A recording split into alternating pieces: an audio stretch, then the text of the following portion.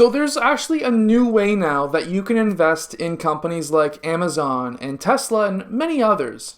These things are now called Canadian Depository Receipts. Basically, it allows you to invest in a company that's outside of Canada that's not listed on the TSX without having the issues when it comes to currency.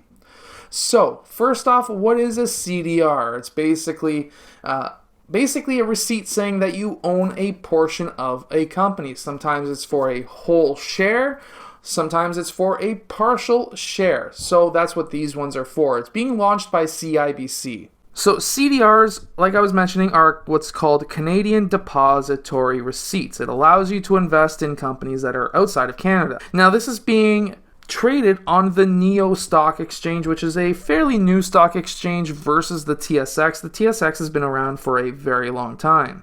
These are going to be traded for Google, Amazon, Apple, Netflix, and Tesla. These are all hedged to the Canadian dollar. So for example, if the stock goes up 10%, but our currency goes down by 10%, that means that normally that stock would have not changed at all for you. However, with it being hedged, if it goes up by 10, it should also go up by 10, even with the currency going down by 10.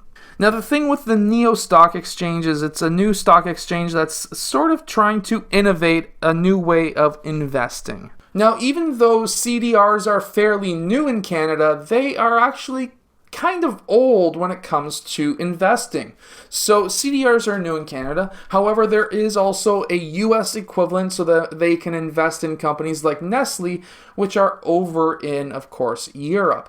China also has CDRs, except it's the Chinese Depository Receipts, and it works essentially the same way. You can invest in companies outside of China. So this is actually from the CIBC website, and basically you're going to be able to buy US stocks in Canadian dollars and it's going to be hedged. It's the same stock, same risk as the normal stock, however there is less risk because of course it is hedged. And the ones that of course CIBC are running on the NEO Stock Exchange are fractional ownership, which means that they're actually going to start at $20 per share versus the actual, for example, Amazon stocks that sell at like over $3,000 per share. So essentially it's easier to invest in a stock that's $20 than a stock that's $3,000. So that's kind of the benefit to these. However, if you're with a company like Wealthsimple, the fractional ownership of these CDRs is not a big ordeal because you can do fractional investing anyways. However, for people who are on TD like myself, I can't do fractional shares, so this may actually be an interesting option. However, you have to remember that there is a catch. They're not doing this for free.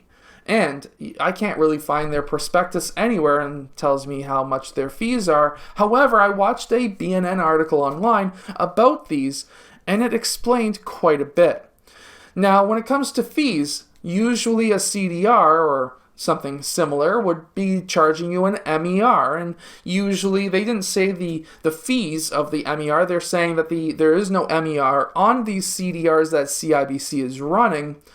However, when you look at the other versions of these around the world, they're generally around 0.5, 0.75% MER, which means that you're paying them to essentially invest your money in that company. So it's not necessarily worth it in my opinion. However, they're not running an MER. What they are doing is they are basically making money on the currency conversion.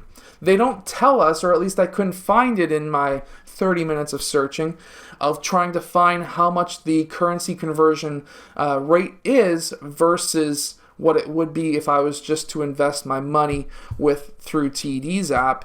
But it's still an interesting way to invest your money. Would I do it? No, I would rather just go and buy the stock myself and convert my own currency into American dollars and do it, because then if I was to sell it, I go to the States a lot anyways and I can just move it over to a US checking account and whatever, it doesn't really necessarily matter. However, to people who don't have access to that or may not have enough money to maybe put out $3,000 US for an individual stock, then this may be a great option. But you have to remember that it is still costing you money to do it this way, even though there is less risk because of that currency conversion. So keep that in mind. Now, they have released the Amazon equivalent so far, but they haven't released the Tesla or anything else just as of the time of making this video.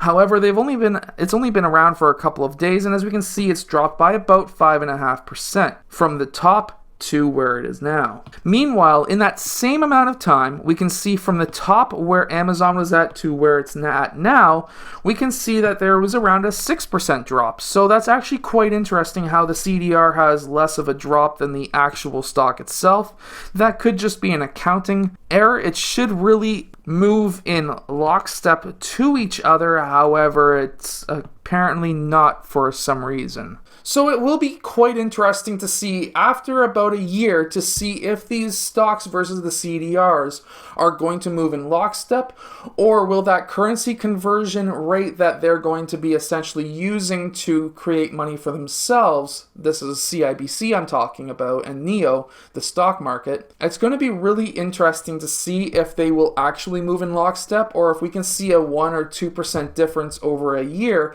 to see how much it's actually going to cost to own these CDRs.